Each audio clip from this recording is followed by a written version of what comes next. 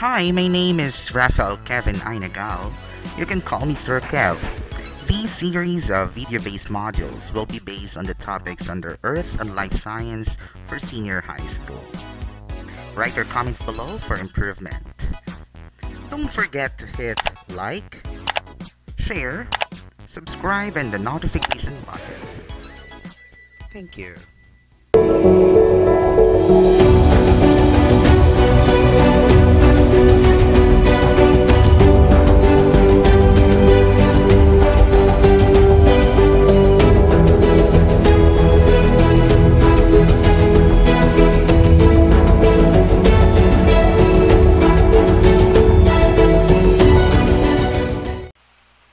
Today's topic is about the Earth's subsystem and the Earth's internal structure. The Earth's subsystems are divided into four. These are the four spheres of the Earth. The solid part, which is the geosphere. The water part, which is the hydrosphere. The part where life exists, we call that as the biosphere. And finally, the part which is the gaseous part of the Earth, it's the atmosphere. Let's start with the hydrosphere. Ocean is the most prominent feature of this sphere of the Earth. It's nearly 71% of the Earth's surface, and it holds about 97% of the Earth's water. Aside from this one, the hydrosphere also includes fresh water from streams, lakes, and glaciers, as well as that found in the underground. The frozen part of the hydrosphere is called the cryosphere. Now let's discuss the atmosphere. The second part, or the second sphere, is called the atmosphere. It is a thin, tenuous blanket of air that protects the Earth against the harmful rays from the sun.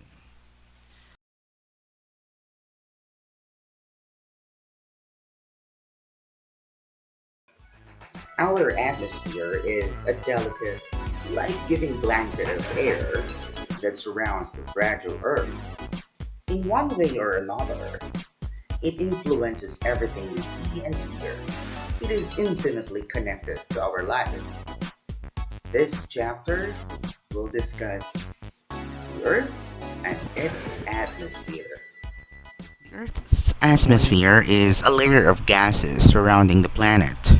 The Earth is surrounded by a blanket of air, and that is actually called the atmosphere. Now, what are the purposes of atmosphere? First, it absorbs the energy from the sun. It protects us from high energy radiation. The atmosphere protects and supports life as well. It burns incoming meteoroids. To define atmosphere, it's a gaseous envelope that comprises mostly of some gases like nitrogen and oxygen, with small amounts of other gases such as water vapor and carbon dioxide. Here is the composition of today's atmosphere. As you can see, we have nitrogen and oxygen, which contains the bulk of the percentage of elements of the air. So nitrogen comprises 78%, oxygen 21%.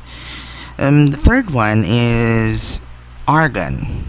Now it's closely followed by carbon dioxide and water molecules. The Earth's atmosphere is made of mixture of gases called air. So we have here nitrogen, oxygen, argon, and carbon dioxide as mentioned.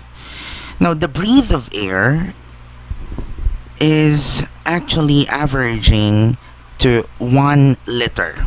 At sea level, there are roughly 10 to the 22nd power air molecules in a liter and 10 to the 44th power molecule in the atmosphere. Now, here are the common gases that we can find in the atmosphere. The largest one, or the largest bulk, is from the nitrogen, which is 7 to 8%. It is removed from the atmosphere through the processes done by bacteria in the soil.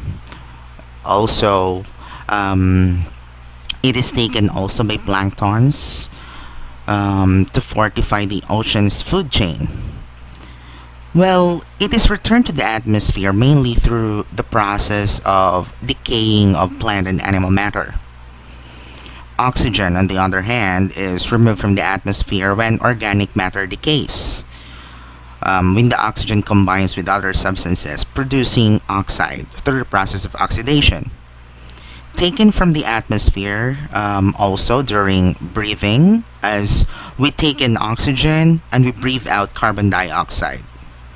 In addition to that, oxygen is produced by plants and other organisms with chlorophyll through the process of photosynthesis. As you can see, this is the nitrogen cycle.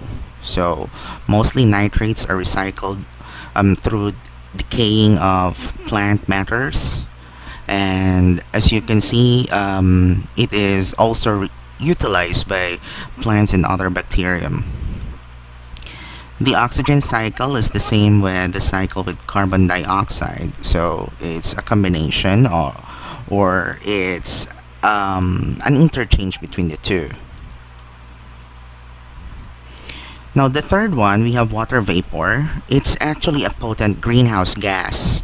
Why? Because it absorbs the outgoing radiant energy instead of releasing it to the air. Well, we actually use these radiant energy during storm and typhoon. And the water vapor has a role in heat energy balance.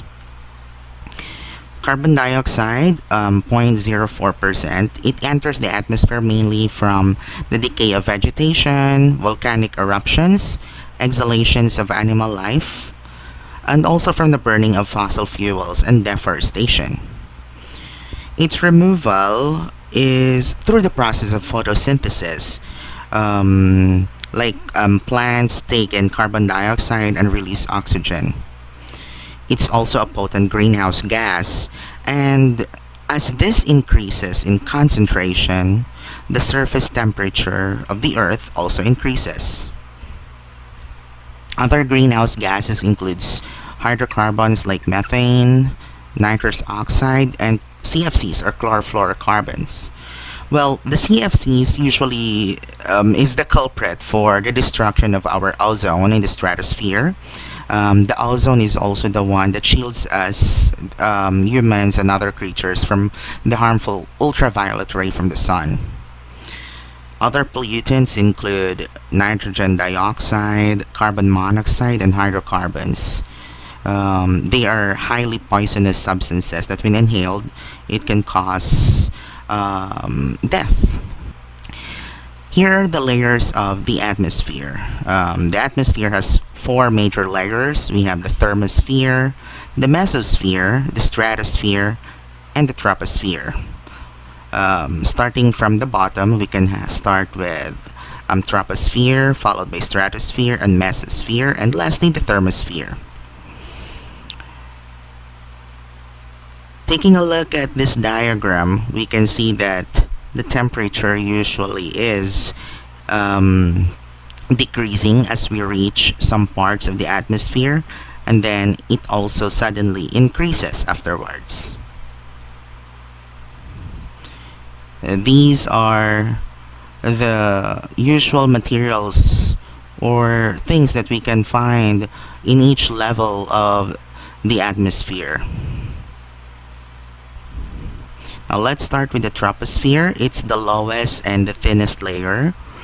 Of course, this is 90% of the mass of the atmosphere. The temperature decreases with altitude.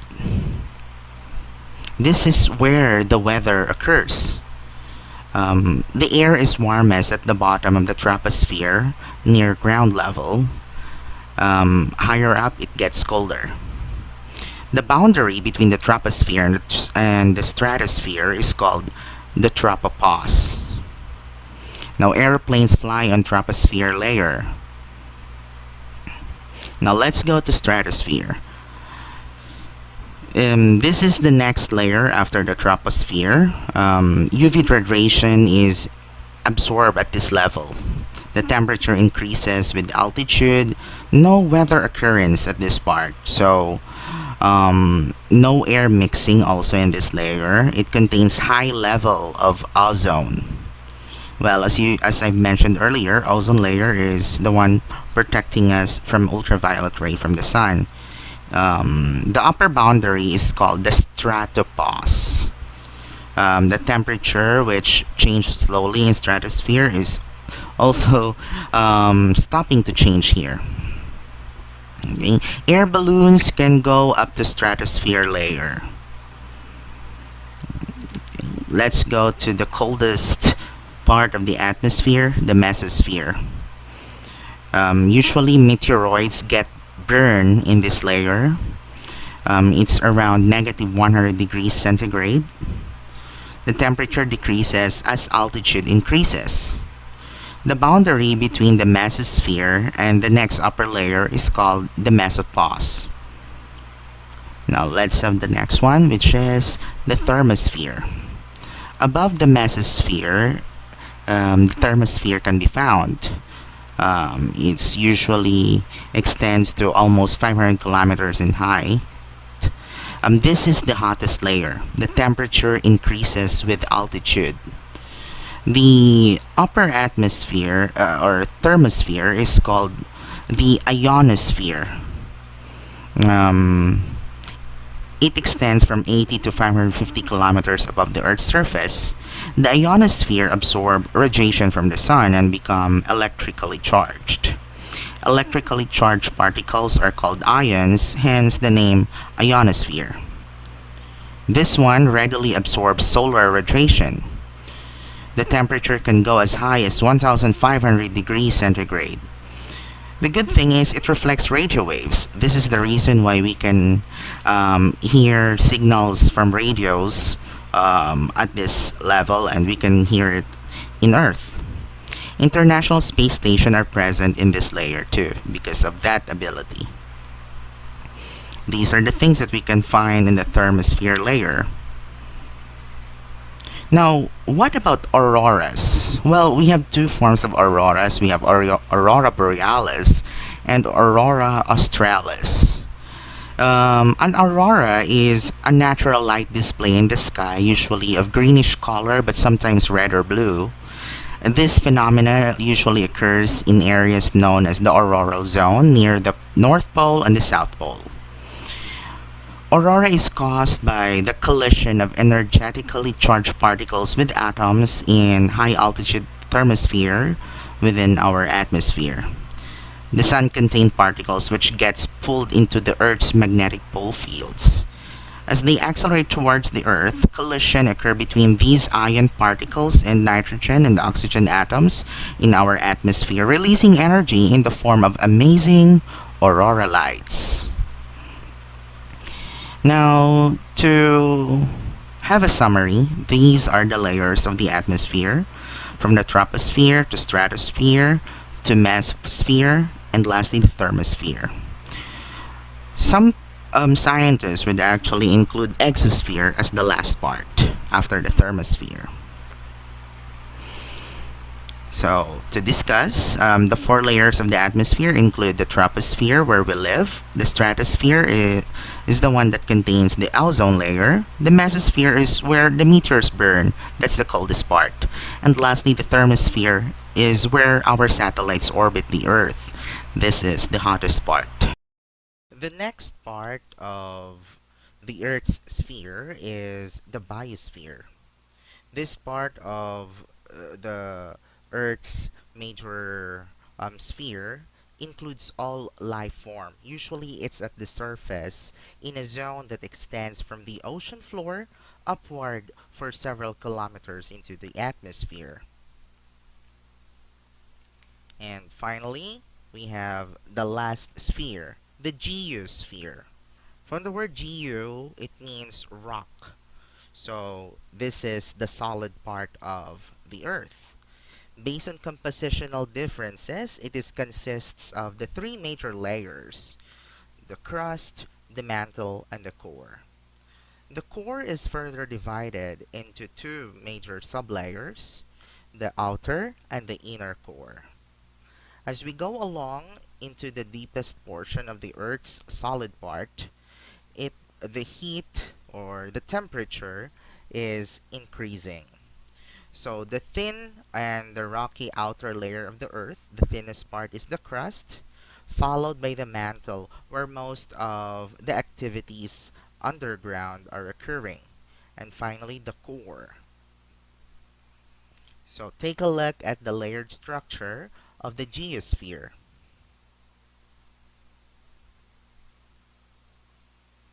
Finally, to summarize the four spheres of the Earth, we have the atmosphere, where we usually have all the gaseous part of the Earth, the geosphere, which has all the solid part, the hydrosphere, which contains the liquid part, and the biosphere, where life exists. We have discussed a system, the Earth system to be precise. So, what is a system? It is any size or group of interacting parts that form a complex whole.